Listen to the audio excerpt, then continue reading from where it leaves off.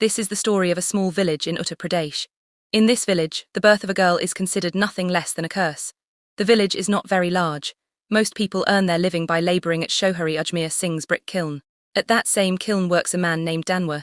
He is about 45 years old, unmarried and alone. He had given up hope of marriage long ago. He was sure he would remain a bachelor for life. But one day the village priest finds a girl for him. The girl's name is Bhouri. She is around 21 or 22 years old. The villagers say she is very unlucky. The reason is strange. 3 of her marriages had been arranged, but each time the groom died. One died right in the wedding mandap. The second match never even reached its conclusion. And the third was the most tragic. On the wedding day itself, the groom fell from his horse and died. 5 important people at Bhavri's wedding open up the real layers of this story. First is Chauhari Ajmer Singh, the village's biggest landowner and provider of employment. Second is his manager, Saurabh, who used to be a labourer but has now become Chauhari's personal henchman. His job is to collect a weekly levy from the labourers and throw his weight around. Third is the village pandit. His true character is deceit in the name of religion, arranging tantric rituals for money, and exploiting women. Fourth is the village shopkeeper who gives credit but in return casts lecherous eyes on women's bodies. And fifth, the most dangerous of all, is the village doctor, whom people see as a god, but who is, in truth, the greatest offender against humanity. At Bhavri's wedding, Chauhari's 2 younger brothers, Daya and Gopal, are also present. Both are taking out their anger on their elder brother for allowing Danwar to marry such a young and beautiful girl. These 2 are the village's worst troublemakers. There is hardly a girl in the village on whom they haven't cast their filthy gaze. They thought this case would be suppressed like so many others before it. But this time, it was not just about assault. It was also murder. The villagers were stunned, and everyone knew about the police inspector's old grudge against Chauhari. The very next day, when Chauhari takes his brothers to the temple to make them repent, the inspector raids the place. In front of the entire village, he arrests Chauhari's brothers. When Chauhari tries to intervene, the inspector, in a rage, slaps him so hard that the whole temple echoes with it. The inspector thunders, "If you have the power, get your brothers out on bail." But this time, no one will escape the grasp of the law. Even though he did not have direct evidence, he was sure a DNA test would reveal the truth.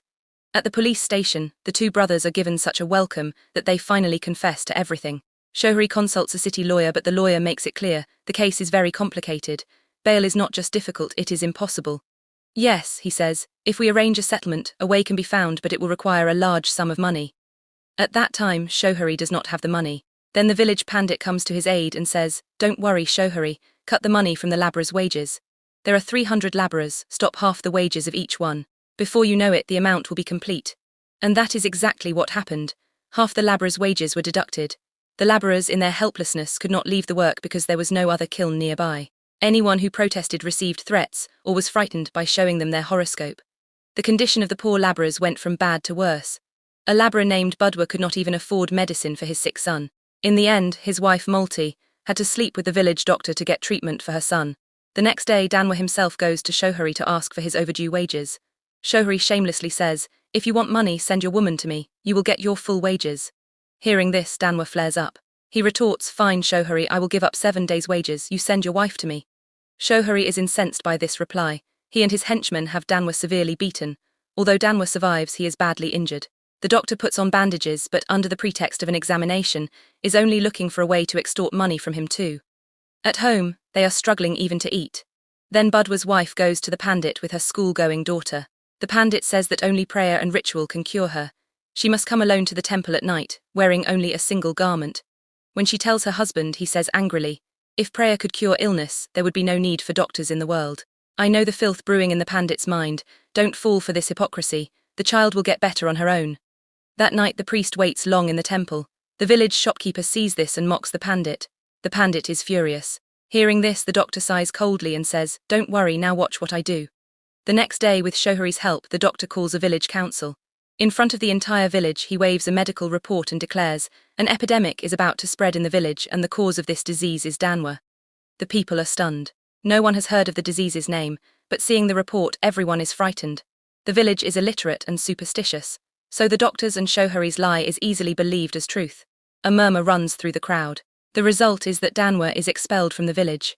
Poor Danwar builds a broken-down hut outside the village to live in. He keeps even Bhavri away from himself so she won't catch the disease. Bhavri is left all alone. Now, living in the village becomes even more difficult for her. Looking for work, she goes to Chauhari's kiln, but there her life is worse than hell.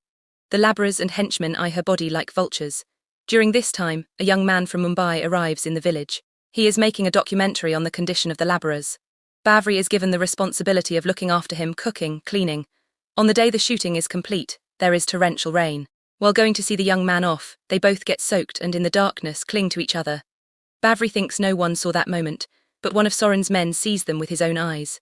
The very next day this news spreads through the village like wildfire. The 5 powerful men are enraged.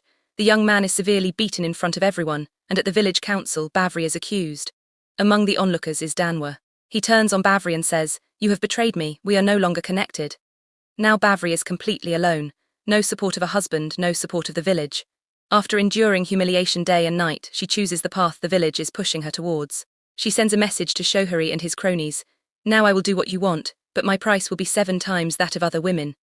At first, everyone ignores this, but as the night deepens, all 5 powerful men arrive at her house, one by one. The bidding begins. Finally, taking the largest amount, one of them starts Bhavri's business, and from there the village's lustful mob breaks loose. Bhavri is no longer the village's curse. She has become the village's most expensive woman. From the doctor to the priest, from Shohari to the labourers, everyone begins to trade in her body. The woman who could have fought for her rights becomes the plaything of the entire village's lust. Now this has become a common thing in the village. Bhavri's honour has been sold, and there is no one to stop it.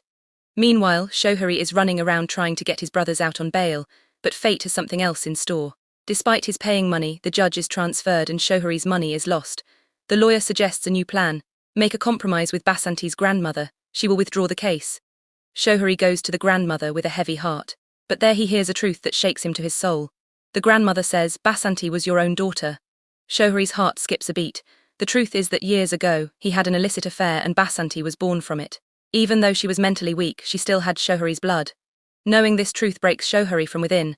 Deep silence and stress consume his soul. He stops talking to anyone.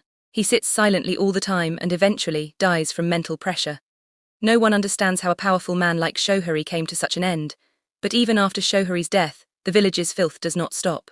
Around this time, the doctor's daughter also falls ill. After secret treatment, it is discovered she has AIDS. In a rage, the doctor beats her and demands to know who she had relations with.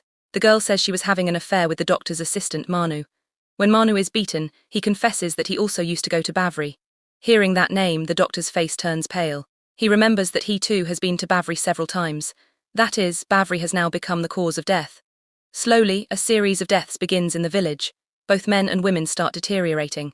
When the news reaches the media that an epidemic is spreading in the village, more than 100 bodies are examined.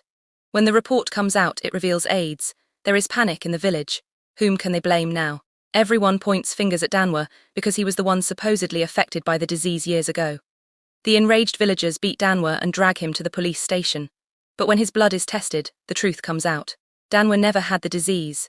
In reality, the doctor had shown a false report at the village council.